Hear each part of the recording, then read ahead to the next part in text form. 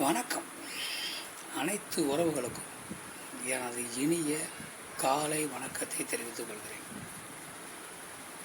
உங்களிடத்தில் ஒரு சிறு ஜோதிட குறிப்பை பகிர்ந்து கொள்ள வருகிறேன். இது மிக மிக முக்கியமான குறிப்பு. இதை நீங்கள் உன்னிப்பாக கவனிக்க வேண்டும். ஒரு ஜாதகத்தில் ராகு பகவான், கேது பகவான் என்றால் நாம் அஞ்சி நடுநடுங்குவது உண்டு. ஏனென்றால் அவர்கள் அசுப கிரகங்கள், அவர் கெடுபலங்கள் செய்யக்கூடியவர்கள், சாயா கிரகங்கள், பாம்பு கிரகங்கள் என்றெல்லாம் நான் சொல்வது வழக்கம்.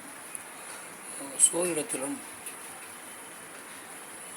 இந்த கிரகங்களுக்கு முக்கியத்துவம் கொடுக்கப்படுகிறது. ஏனென்றால் அதிக பலம் வாய்ந்த கிரகங்களிலே முதலிடத்திலே கேது பகவானும் அடுத்த இடத்திலே ராகு பகவானும் இருக்கிறார்கள். அந்த அடிப்படையிலே அவர்களை பற்றி நாம் இப்போது பார்ப்போம். ஒருவருடைய ஜனன கால ஜாதகத்தில், அவருடைய பிறந்த கால ஜாதகத்தில் அந்த ராகு அல்லது கேது எந்த இடத்தில் இருக்கிறார் என நாம் பார்க்க வேண்டும்.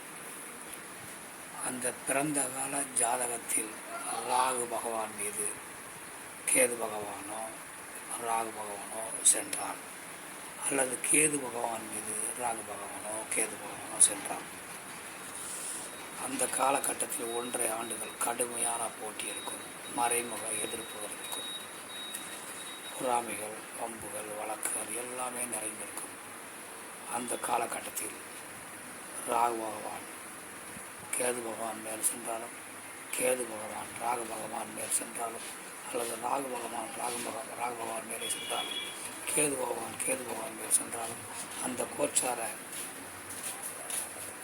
அவர்கள் செல்லும் பொழுது கடுமையான போட்டி, பொறாமை, மறைமுக எதிர்ப்பு, கடின உழைப்பு இவையெல்லாம் இருக்கும். ஆனால் அந்த உழைப்புக்கு ஏற்ற ஊதியத்தை அவர்கள் கொடுத்து விட்டுத்தான் செல்வார்கள். நாம் நினைப்போம், கேது பகவான் தசா வந்தால், கேது பகவான் கோச்சாரத்தில் பயிற்சி அடைந்தால் நமக்கு அதிகமான கஷ்டங்கள் கொடுப்பார்கள் என்று. அவர்கள் அதிகமான கஷ்டங்களையும் சிரமத்தையும் கடினமான உழைப்பையும் கொடுத்தாலும் அதற்கு தகுந்த ஊதியத்தையும் நல்ல வருமானத்தையும் கொடுத்து விட்டுத்தான் செல்வார்கள். ஆதலால் நாம் அஞ்ச தேவையில்லை, உழைக்க தயாராக இருக்க வேண்டும் என கூறி மற்றவற்றை நாம் அடுத்த வீடியோ காண்போம். நன்றி, வணக்கம்.